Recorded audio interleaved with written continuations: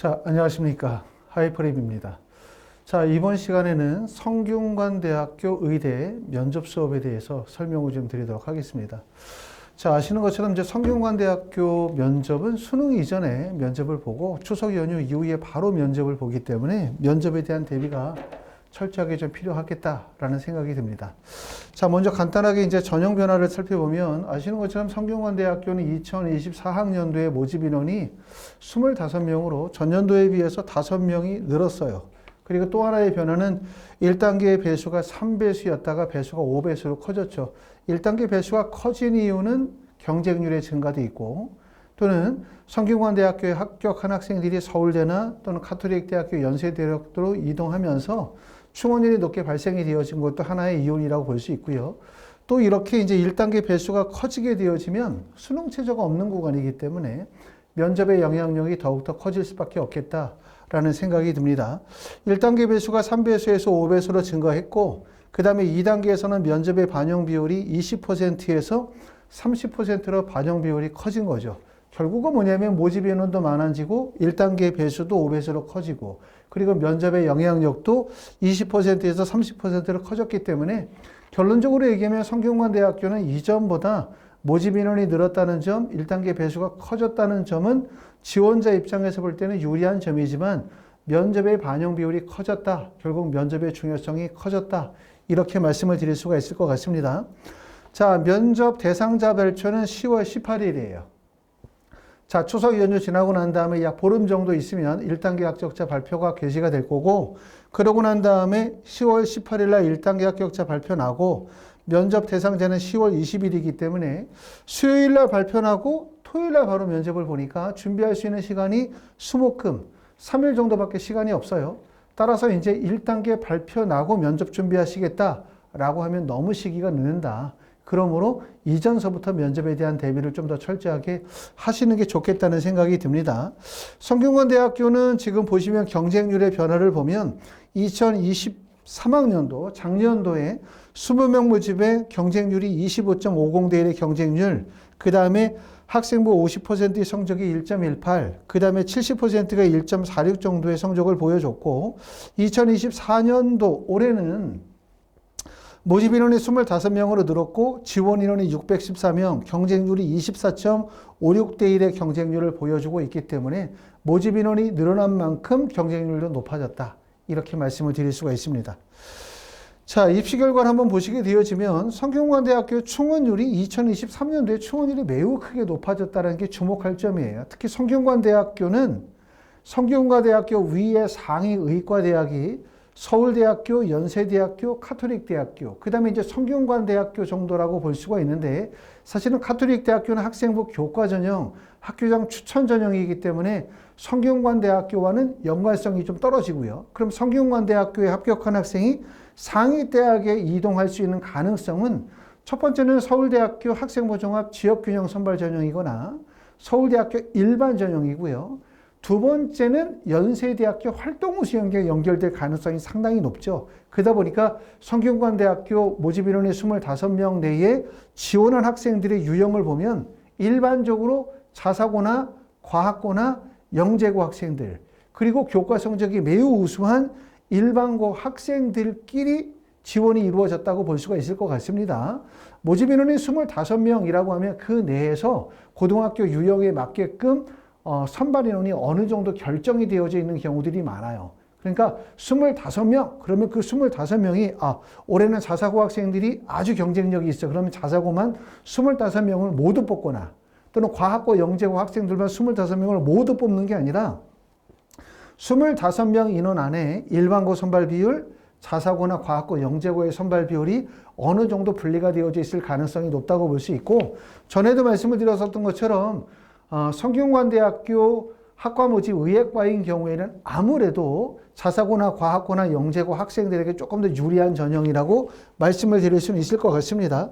내신 성적을 보시게 되어지면 2023학년도에 50%가 1.18, 70%가 1.46 정도를 보여주고 있고 50%와 70% 간의 내신 성적의 편차폭이 좀 벌어지는 거로 봐서 결국 고등학교 유형에 따른 선발 비율을 보여주고 있다. 이렇게 생각이 되어집니다. 자, 성균관대학교에서 발표한 2023학년도 면접 기출문제 한번 확인해 보도록 하면 면접에서는 세 가지의 제시문이 나오죠. 지금 보시는 것처럼 MMI 면접 1번 문항, MMI 면접 2번 문항, MMI 면접 3번 문항 세 개의 문항이 출제가 되어지는데 보통 일반적으로 MMI 면접의 유형이 이렇게 한 세 가지 정도의 인성이나 발전 가능성, 전공 적합성 세 개의 제시문이 주어지는 경우들이 많기 때문에 성균관대학교의 MMI 면접은 다른 대학과 유사성이 꽤나 많다. 이렇게 보실 수가 있고요. 그렇기 때문에 내가 학생부 종합전형이나 학생부 교과전형으로 의대를 원서를 썼다라고 한다면 성균관대학교의 면접에 대한 대비가 나중에 이후에 울산대학교나 서울대학교나 또는 뭐 카톨릭대학교 또는 뭐 단국대 천안이든 아니면 한림대학교든 계명대든 성균관대든 비슷한 유형을 많이 가지고 있기 때문에 공통점을 많이 보여주고 있다고 생각하시면 됩니다. 자, 먼저 1번 문항 한번 읽어보도록 하겠습니다. 아래의 제시문을 읽고 면접위원회 질문에 답하시오 라고 되어져 있고 제시문에 나와 있는 내용은 A 고등학교의 탐구 동아리는 입시에 도움이 되기 때문에 가입 경쟁이 치열하다. 합격 여부에는 과학 성적 외에도 동아리 선배들의 추천이 중요하다. 1학년 연호와 지수 모두 동아리 2학년 선배 서원에게 초콜릿 선물을 주면서 자기들을 추천해달라고 부탁하였고 서원은 흔쾌히 추천해 주기로 하였다. 그런데 연호는 합격하고 지수는 불합격하였다. 지수는 동아리 선생님들을 찾아가 연호가 지원에게 선물을 주면서 추천을 부탁한 사실을 알렸고 연호는 일단 합격이 보류되었다. 질문 내용을 보니까 지수의 행동에 대해서 어떻게 생각하나요? 라고 하는 질문이에요. 결국은 인성과 가치관에 관련된 질문 문항이라고 보실 수가 있을 것 같고요. 자, 두 번째 질문의 내용을 보면 아래의 제시문을 읽고 면접위원회 질문에 답하시오. 자, 준이는 영우와 중학교 때부터 로봇 만들기 취미가 같아 단짝 친구였다. 둘은 같은 고등학교에 진학하였지만 현재는 다른 반이다.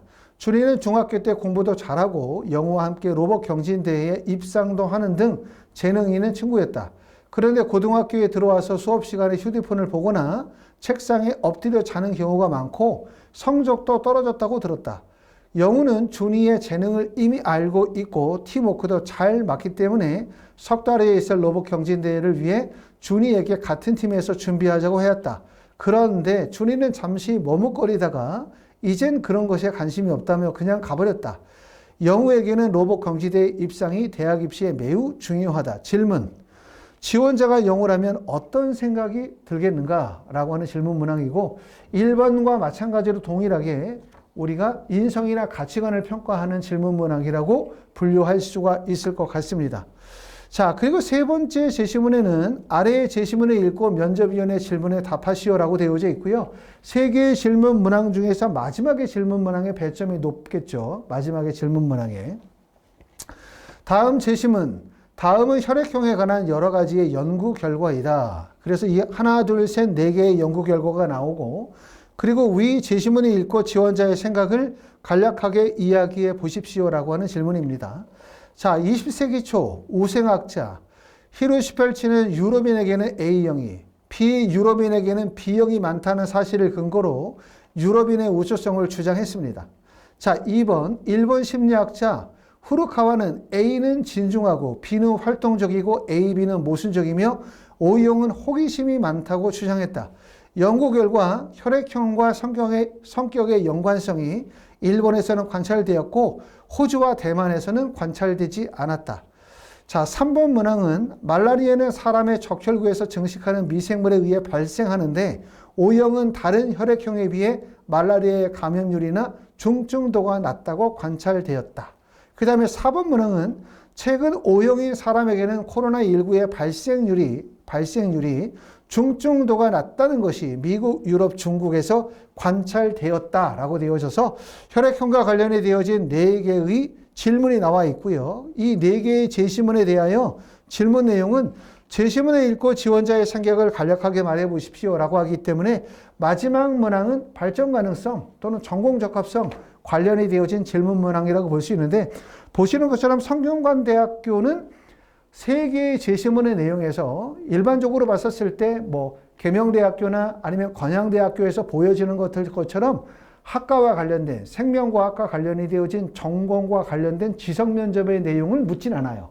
학업과 관련된 직접적인 면접이라기보다는 학생이 가지고 있는 인성, 가치관 또는 의학과 관련이 되어진 딜레마 상황에서 본인의 의견을 물어보는 면접이라고 볼 수 있기 때문에 근본적으로 학생이 가지고 있는 논리적 사고 능력에 대한 평가의 기준을 높이 두고 있다고 생각이 되어집니다.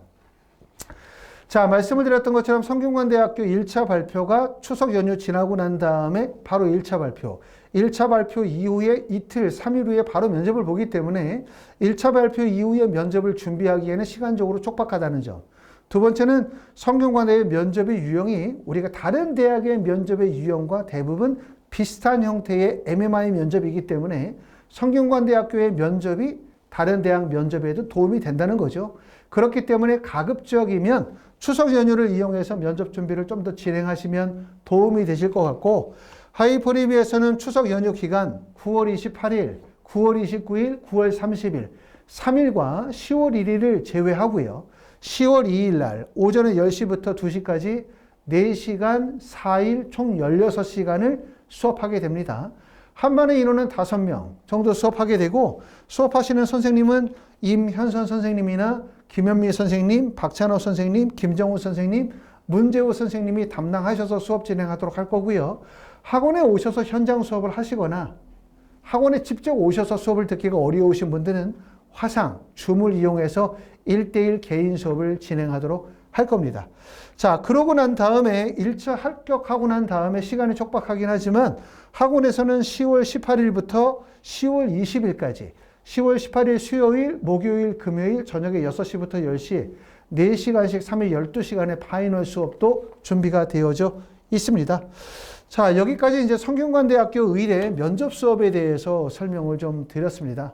아무래도 경쟁률이 높기 때문에 1단계 통과 여부도 되게 걱정스럽긴 하지만 1단계 통과되고 난 다음에 면접을 준비하겠다라고 하면 시간적으로 매우 촉박해요. 그렇기 때문에 1단계 통과한 거는 다행스럽고 정말 기쁜 일이지만 최종적으로 면접 준비가 미흡해서 불합격할 가능성도 높습니다.